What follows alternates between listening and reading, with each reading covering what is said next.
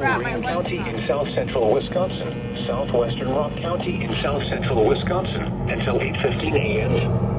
At 7:31 a.m., a severe thunderstorm was located near Monroe, moving east at 50 miles an hour. Hazard, 70 miles an hour wind gusts. Oh my Source, God. radar indicated. Impact, expects considerable tree damage. Damage is likely to mobile homes, roofs, and outbuildings. This is about for us. Locations Yes. impacted include Janesville, Beloit, Monroe, Brodhead, Orfordville, Footville, Newark, Browntown, Hanover, Afton, Judah, and Avon.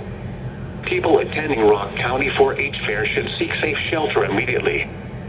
For your protection, move to an interior room on the lowest floor of a building.